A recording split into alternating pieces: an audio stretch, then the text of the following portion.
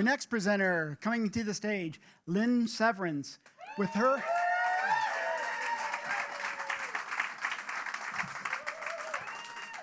you all know Lynn. Yeah.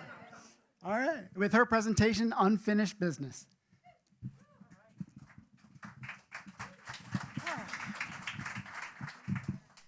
Well, okay, let's do it.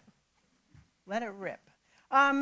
Hi, I'm Lynn Severance, and tonight I'm going to tell you about some unfinished business of mine. It's an unfinished quilt. I went to art school to major in metalsmithing until I spent an entire semester pounding on a flat sheet of metal to form a 3D vessel. With no idea of what I wanted to do instead, I dropped out and accompanied my best friend in her junior year abroad to Scotland. This is Scotland. The plan was to find work while Wendy attended the University of Edinburgh. That's Wendy. What I did not know about was the idea of work visas and things like that, so I had some time on my hands. Edinburgh was amazing, but it was also very gray, damp, and cold. It was so cold. I needed a quilt, so I got to work and I designed one, an alphabet quilt. This was my first sketch. Without a sewing machine, I started with an A, hand sewing, applique, embroidery, a little trapunto here and there, and I ended up with Z, skipping 5 letters whose designs I wasn't quite satisfied with. It took me all year in Scotland to make these 21 pieces, but during the making of them, I discovered that I wasn't so enamored with the craft of making. It was the design process that moved me. Almost to the week, 50 years ago, I found the Edinburgh College of Art library. It was a magnificent building full of art and design books open to this unemployable young American, and best of all, it was warm. It was there that I dove into my self-study of design, typography, calligraphy, textile design, color, and illustration, and where I made the quilt design. A light bulb went off for me. I loved the design process, illustrating each letter, working with letter forms, finding fabric in all just the right colors and patterns. Typography, illustration, words, color, 2D design, that's graphic design. That's what I wanted to do with my life. I applied to art schools. I applied to RISD, Pratt, Parsons School of Design, got into all of them, but I decided New York City, Manhattan, was really where I wanted to study design.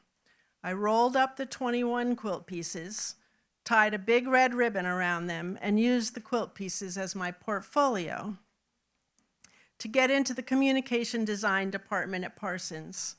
Once accepted, I set the quilt aside. I had endless projects to complete over the next few years. But this unfinished project wasn't done giving. I spent years ignoring it, and a number of years feeling burdened by the unfinished nature of the project. I also spent way too much time making all kinds of judgments and excuses about why I would never even want to finish it.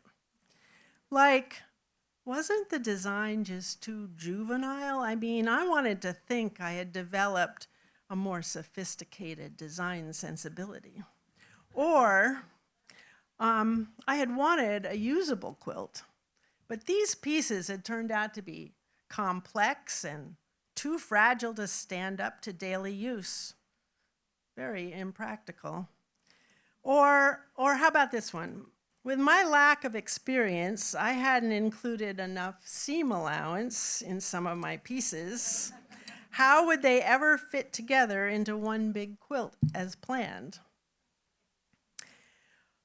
As the years marched on and the fabric was vintage 1973, modern fabric doesn't quite match up.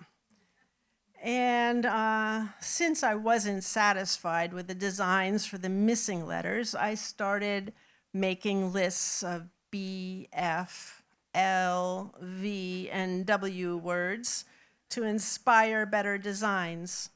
But my heart wasn't in the making part. Oh yeah, I lost all the pieces for a good 10 years, maybe more. Accidentally, on purpose, I don't know. Blah, blah, blah, blah. I could go on and on with excuses and reasons not to finish this project. But there are a few people in my life who every once in a while ask about the quilt and encourage me to finish it. And there is this little voice that pipes up every so often, would you just finish the damn quilt? But hey, this unfinished project keeps on giving. It cemented my enduring passion for graphic design, and it got me into a top-notch design school. It exposed my judgmental thinking and self-criticism, and it got me up here tonight to face my fears in public speaking. One thing it didn't do is keep me warm through that raw Edinburgh winter. You know, I don't think I'm going to finish it. I think I'm going to patiently wait for the next challenge it sends my way. Any of you out here have any unfinished business or any unfinished projects? What's your unfinished project trying to teach you? Thank you.